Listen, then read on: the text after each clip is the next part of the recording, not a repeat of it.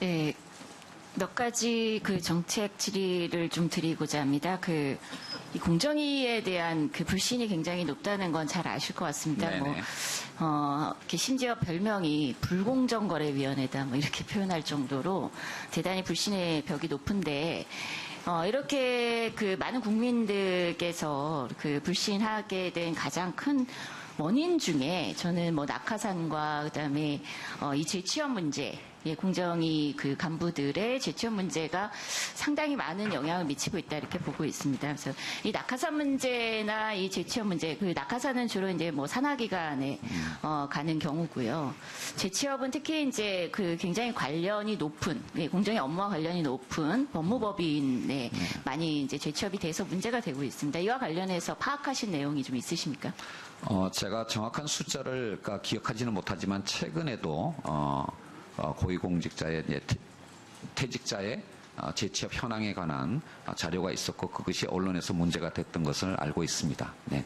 지금 이제 산하기관 7개 기관 중에 6개의 기관장이 이제 공정위 간부 출신이고요. 근데 이렇게 사실상 뭐 능력이 있으면 갈 수도 있다 이렇게 볼 수는 있는데 그럼에도 불구하고 산하기관 관리 감독을 하는 데 있어서 전직 간부가 가게 되면 아무래도 현직 그 실무자가 관리 감독하는 데는 어려움이 있을 수밖에 없지 않습니까? 당연히 그럴 거라고 생각을 하고 있습니다. 네. 심지어 실제 작년에 이제 국정감사 그 기간 동안에 상조회사 관련해서 참 문제 지적이 많이 있었습니다. 네. 그래서 그 상조회사와 관련된 그 협회에 대해서 그 감시를 해야 되는데 이게 공정위 출신이 가 있다 보니까 그게 굉장히 좀 어려움이 있었고 그 결과 굉장히 부실로 이어졌는데요. 이런 이 산하기관의 그 낙하산 문제, 나름 어떻게 그 후보자께서 해법이 있으신지. 예, 이 문제에 대해서 우리 사회가 갖고 있는 어떤 해법은 공직자윤리법상의 재취업 심사와 김영란법 두 가지라고 생각을 하는데요. 이 두 가지만으로는 지금 지적하신 그런 문제점을 완전히 커버하기는 좀 어렵지 않겠는가라고 생각합니다. 여기에 더해서 사실 지금 공정위의 역량이 또는 인적 자원이 대단히 부족합니다. 이제 그러다 보니까 조사가 좀 미흡하게 이루어지는 부분도 있고 처리가 지연되는 부분이 있는데 이제 이런 과정에서 특히 이제 전직이 현직과 연결되면서 피해자들의 어떤 기대에 못 미치는 조사 결과가 나오는 그런 어떤 것이 있다고 생각하고요. 따라서 기본적으로 그 공직자윤리법과 김영란법 이외에 좀 더 윤리 규정을 강화하는 어떤 제도적 장치를 강구해 봄과 동시에 더 나아가서 이 조사 역량을, 분석 역량을 키움으로써 국민의 기대에 맞는 어떤 판단을 내릴 수 있는 그런 능력을 키우는 것이 해법의 하나가 아닌가라고 생각을 합니다. 그 말씀하신 대로 이제 그 공정위 패소율이 높아지고 있죠. 이것에 대한 의심이 바로 또 하나 지적 많이 되고 있는 것이 법무법인 이제 재취업인데 네.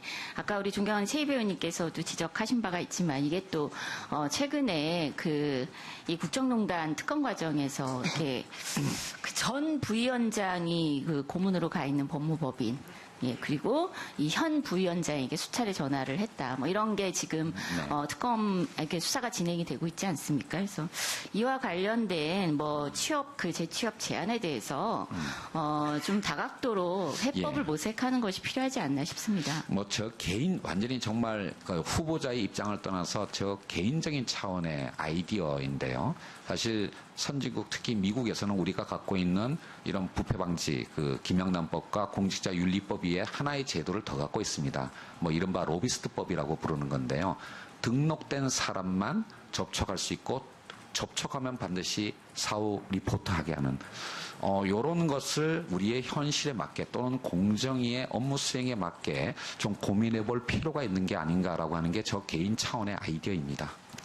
그리고 이제 또 하나 그 질문 드리고 싶은 게요. 지금 가불 문제가 굉장히 심각하지 않습니까? 네. 특히나 가맹 사업 분야에 있어서 갑을 문제는 최근에 그 자살 문제까지 발생할 정도로 대단히 심각하고 저희가 이 가맹사업본부의 소위 갑질에 대해서 이렇게 조사를 하다 보면 이건 거의 뭐 다단계 사기 수준 아닌가라는 그 의혹이 들 정도의 내용도 상당수에 있습니다. 그렇습니다. 그래서 이런 문제를 풀어 나가야 되는데 앞으로 이제 이 문제도 좀 많이 이 시민사회 단체 활동하시면서 네. 들여다 보셨을 것으로 알고 있습니다. 그래서 좀 간단하게 말씀을 해주시죠. 예, 갑질 문제를 이제 근절하는 방법도 여러 가지가 있겠습니다만 가장 중요한 것 중에 하나가 경제적 약자들이 공동으로 교섭을 함으로써 그 협상력을 높이는 것이 한 방법이 아닌가라고 생각이 되고요.